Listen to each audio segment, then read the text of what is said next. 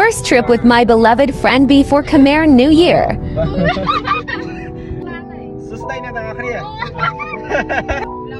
What's up, guys?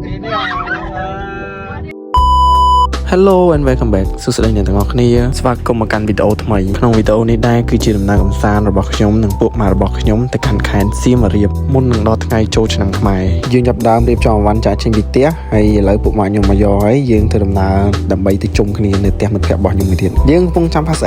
app មកហើយក៏បន្តដំណើរទៅកាន់ផ្ទះមិត្តភក្តិរបស់ខ្ញុំមួយទៀតដែលជាកន្លែងយើងជុំគ្នាហ្នឹងហើយតបមកគឺថាជុំគ្នាអស់ហើយគ្នាយើងមានសមាជិក6នាក់កំពុងតែរៀបចំអីវ៉ាន់ដើម្បីទៅទុកក្នុងឡានហើយយើងក៏ចេញដំណើរទៅមើលទៅបាទម្នាក់អីវ៉ាន់មិនតិចទេបាទមើលគ្រាន់តែយកចុះពីលើផ្ទះហ្នឹងក៏ដឹងថាច្រើនប៉ុណ្ណាដែរឡើងខ្ញុំហោះទៅសៀមរាបកបោចាំដល់ហើយ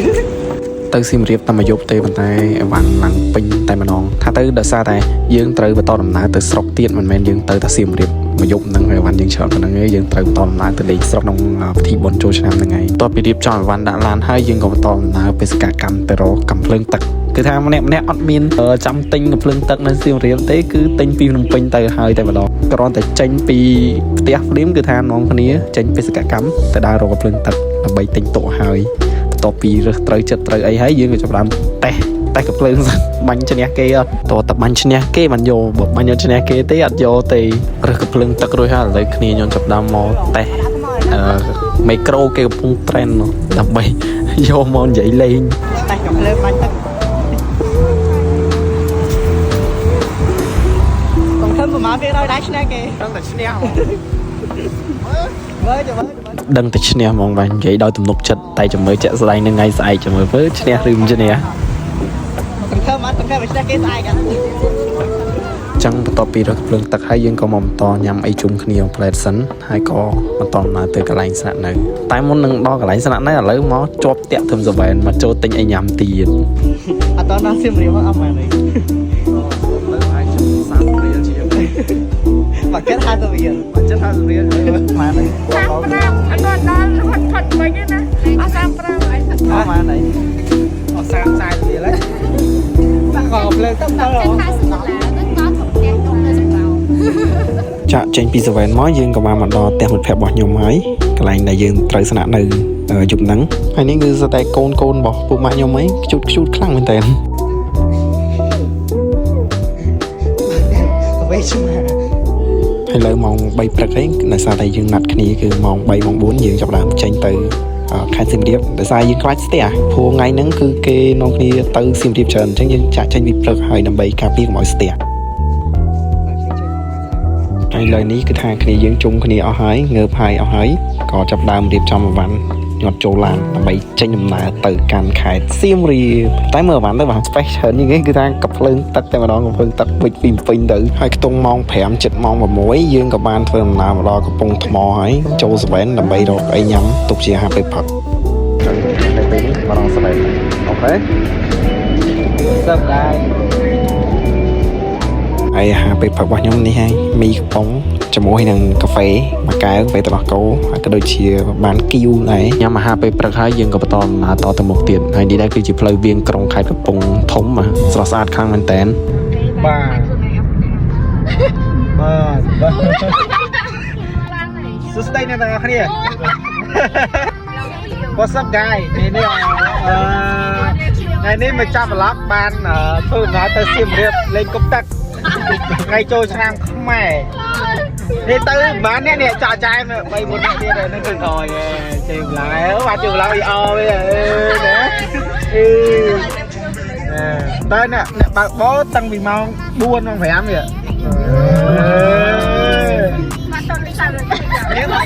នេះហ្គាយដល់កូន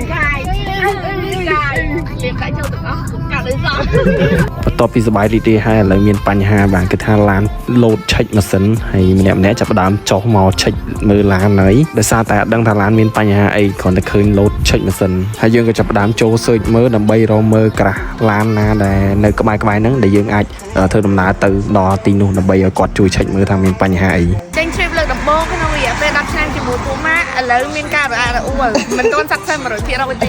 បាទហើយនឹងដែរគឺជា quote របស់គ្នាខ្ញុំបាទតបមកយើងក៏ឆែកមើលឃើញក្រាស់ឡាននៅចិត្តហ្នឹងយើងក៏ចាប់ផ្ដើមបើកឡានយកមកឲ្យគាត់ជួយឆែកមើលពីបញ្ហាដែលបានកើតឡើងចំពោះឡានរបស់យើងអញ្ចឹងបន្ទាប់ពីគាត់ឆែកមើលហើយក៏ឃើញបញ្ហាហើយគឺថាខូចបូស៊ីទាំង4តែម្ដង ឃើញទេឥឡូវបែរតមើលថ្ងៃនេះអត់ឃើញទេប៉ាម៉ោងហ្នឹងម៉ោងក្រោយហ្នឹងមើលឃើញ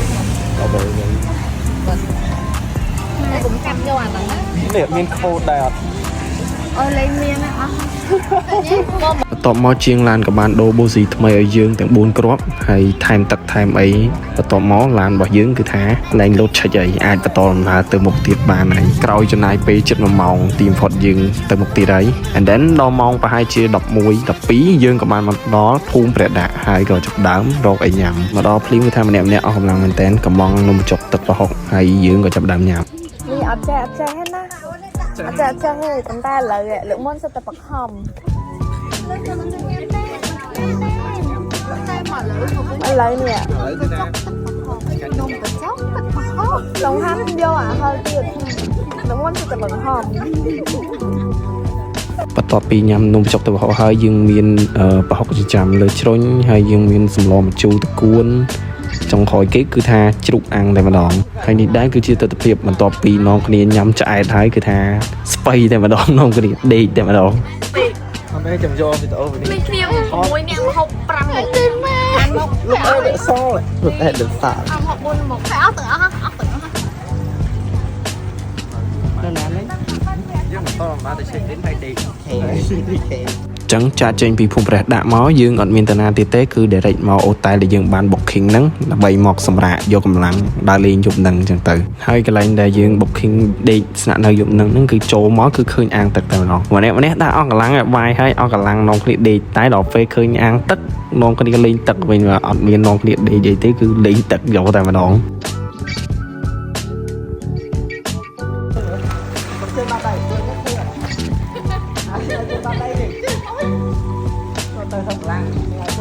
បំពាក់កដា ហើយឥឡូវខ្ញុំសុំបង្ហាញក្បាច់ហែលទឹកថ្មីបាទគ្នាខ្ញុំទៅរកឃើញថ្មីបាទហើយមានតែគ្នាខ្ញុំឯងហែលចឹង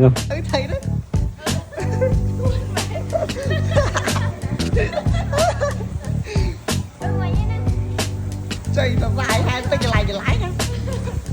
ở tầm tại cái đây gì lao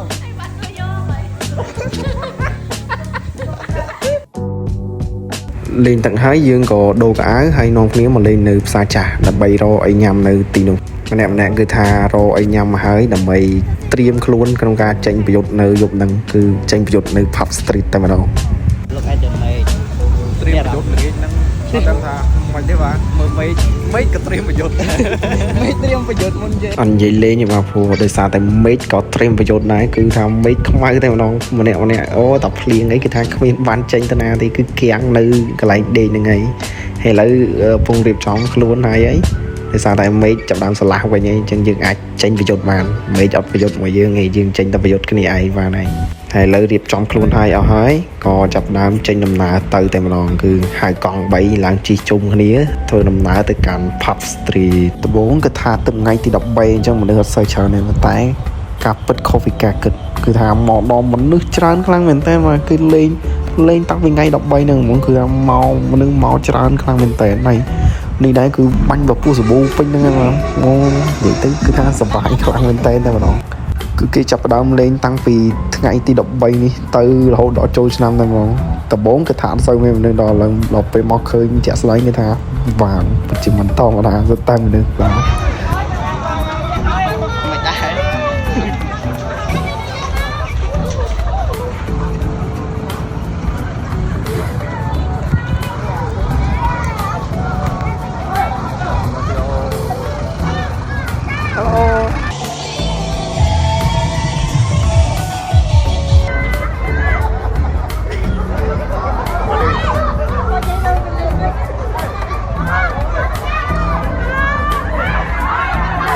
ទស្សនភាពម៉ោងជិត12យប់ហើយនៅ Pub Street គឺថា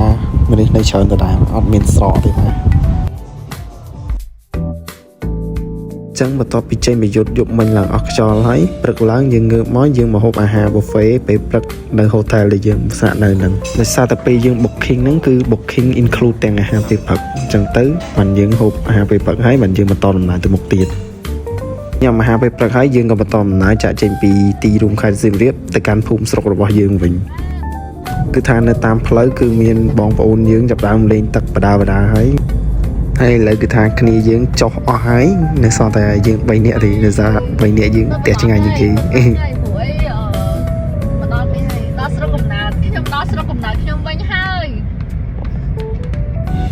ចឹងដំណើរកំសាន្តជាមួយមិត្តភ័ក្តិរបស់ខ្ញុំរយៈពេល1ថ្ងៃនៅខេត្តសៀមរាបត្រូវបានអស់ត្រឹមប៉ុណ្្នឹងហើយជាលើកទី1ដែលដើរលេងជុំគ្នាហើយក៏ជាលើកទី1ដែលថត vlog ជាមួយគ្នាដែរហើយក៏សង្ឃឹមថានឹងមាន vlog ជាមួយគ្នាក្រោយៗទៀត So អរគុណសម្រាប់ការទស្សនា See you in the next video Bye bye guys